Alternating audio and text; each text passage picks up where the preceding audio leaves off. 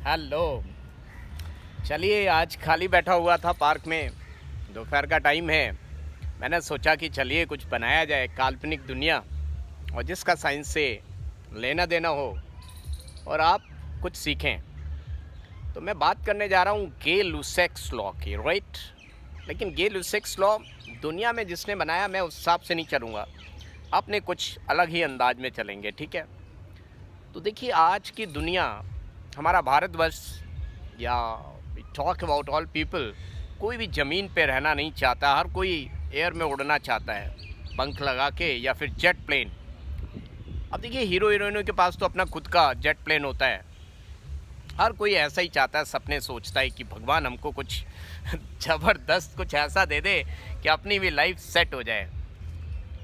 एक बार ऐसा ही हुआ, ब्रह्मा जी प्रकट हुए और बोले, तुम में से किस किस को चाहिए जेट प्लेन।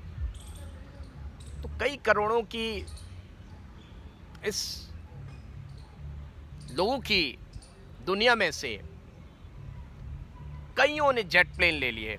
एक मोल लोगों ने जेट प्लेन ले लिए, 6.022 इंटू 10⁻23 मॉलिक्यूल्स, मतलब लोगों ने जेट प्लेन ले लिए।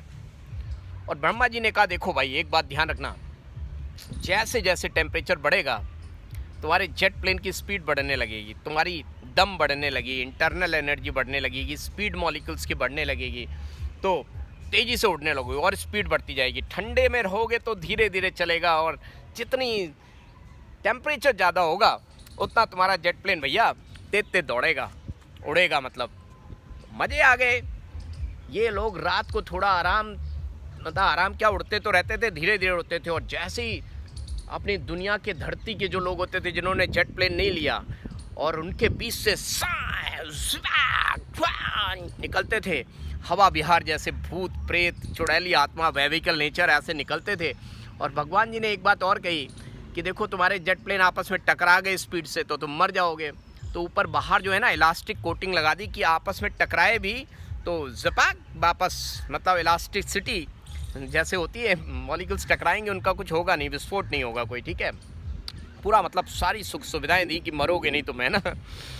तो इंसान के पास से जब ये निकलते थे, इंसान ने कहीं गोली मारने की कोशिश की, किसी से टकरा देते थे, लेकिन कुछ होता नहीं था क्योंकि उनकी बाहर की लेयर इलास्टिक थी।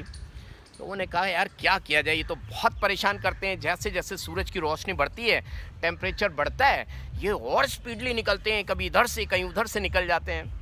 तो उन्होंने कहा, चलो एक काम करते हैं। एक बुजुर्ग आदमी था, उसने, बड़ा ही समझदार था, उसने कहा, एक काम करते हैं, रात को इनकी स्पीड कम होती है तो रात को इनको दावत देंगे। और एक बड़ा सा लोहे का सिलेंडर बनाया, मजबूत, वहाँ पे पार्टी दी। आए भाई ये सभी लोग, जेट प्लेन वाले सारे लोग आए, और क्या किया, ऊपर से जाके ढक्कन लगा दिया, पत्थर रख दिया उसके ऊपर, कवरिंग पे बड़े बड़े पत्थर। अब ये लोग फंस गए। रात तो जैसे तैसे काटी रात, लेकिन जैसे सूरज उगा, आप जानते हैं लोहा गुड कंडक्टर ऑफ हीट होता है, तो जैसे जैसे टेम्परेचर बढ़ रहा था, इनका जेट प्लेन जिपाक जिपाक, लेकिन जिपाक जिपाक पूरी दुनिया में उड़ाते थे। आज तो वॉल्यूम कम था, कम वॉल्यूम में इनका जेट प्लेन जिपाक थोड़ा उड़ता था, आगे टकरा जाता था, फिर वापस आ जाता, टकरा जाता था आपस में। मतलब सोचो, लोहे की दीवार से इतना तेज टकरा रहा होगा, force acting per unit area, यानी कि प्रेशर कितना ज़्यादा रहा होगा। अब इन्होंने कहा, यार ये तो टेम्परेचर बढ़ता जा रहा है, हमारी तो हालत ख़राब हो रही है, क्योंकि जगह कम है और जुबाग जुबाग जुबाग स्पीड आपस में इतना इनको तेज़ तेज़ लग रहा था। तो इन्होंने कहा, यार ये तो बड़ा गड़बड़ हो गया, मामला बहुत गड़बड़ हो गया। चलो इनकी बात आगे करें, उससे पहले देखिए गे लुसेक्स लॉ होता क्या है।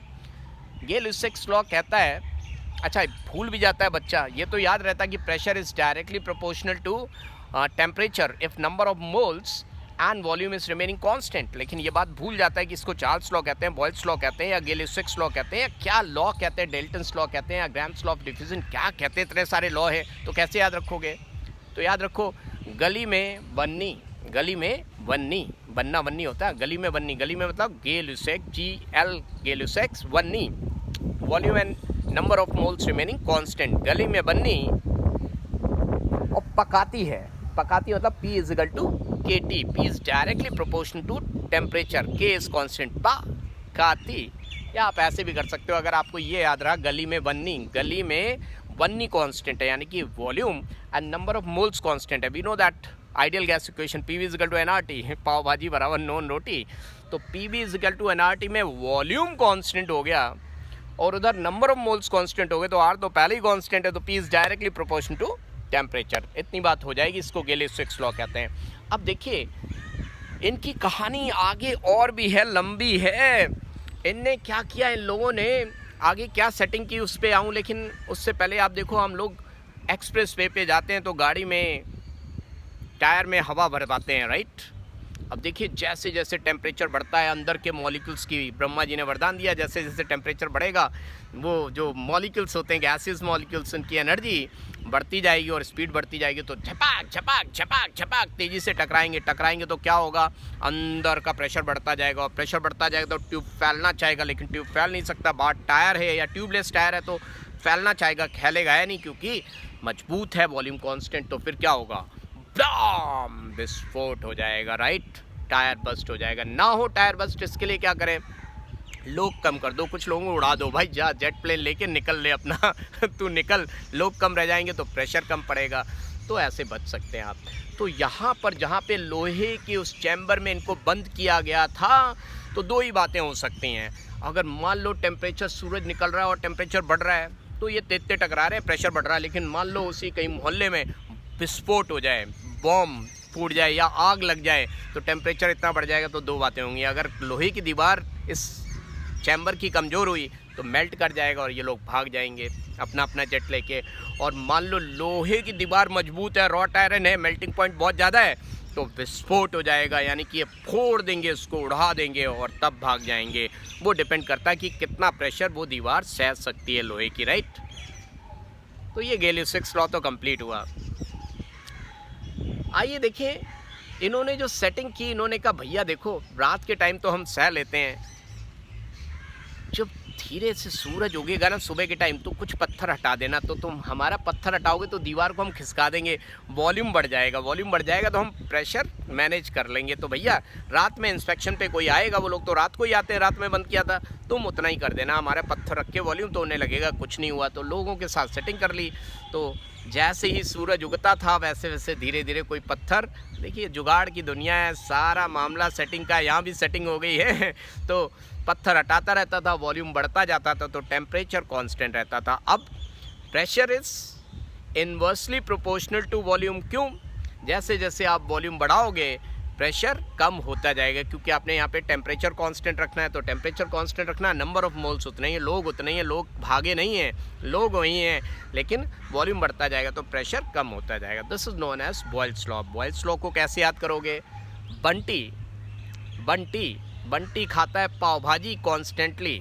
अब इसका क्या मतलब, Bunty, B for Boyle's law, anti, n constant है, Bunty, B for Boyle's law, anti constant. अब एंटी कांस्टेंट तो पक्की बात है, एन भी कांस्टेंट, टी भी कांस्टेंट, आर तो कांस्टेंट होता ही है nRT, तो P is inversely proportional to volume. गैलिलियो-सिक्स में क्या था, गली में बन्नी पकाती है और यहाँ बंटी पाव भाजी कॉन्स्टेंटली खाती है। ये हो गया भाई हमारा क्या, बॉयल्स लॉ। आइए चार्ल्स लॉ पे चलते हैं। चार्ल्स का है चार्ल्स चैंपियन वक्ता हो गया, चार्ल्स चैंपियन वक्ता हो गया। इसका क्या मतलब है, Charles champion, champion C for Charles, P and N constant है, पी एन कांस्टेंट है तो क्या होगा बताओ, पी कांस्टेंट, एन कांस्टेंट, तो V is directly proportional to temperature. Charles law. अब ये चार्ल्स लॉ में क्या हुआ, इन्होंने सेटिंग करते करते करते वो जो ऊपर था वो ही हटा लिया, लेकिन ऐसा करते करते इनके सारे पैसे खर्च हो गए थे और ये लिक्विड हो गए। अब लिक्विड हो गए तो आप जानते हो जैसे दूध टाइप होता है, दूध पतीले में रखा है, पैन में रखा है, नीचे गैस जलाते हो, जैसे टेम्परेचर बढ़ेगा इनका वॉल्यूम बढ़ेगा, क्योंकि प्रेशर एटमॉस्फेरिक प्रेशर है, ऊपर वाले का जो प्रेशर है वो कांस्टेंट है और नंबर ऑफ मोल्स कांस्टेंट है। ये भाग तो सकते नहीं थे, इनके जेट प्लेन का सारा फ्यूल ख़त्म हो गया था, पैसा खर्च हो गया था, राइट, एनर्जी खर्च हो गई थी। तो ये 3 लॉस थे। आपको कैसा लगा, ये दुनिया जहाँ से चली थी वहीं आ गई, इनको मिले थे जेट प्लेन, ये फिर से धरती पे आ गए, बने थे गैस, आज फिर से लिक्विड हो गए। खैर एनीवेज कैसा लगा बताइएगा, ओके।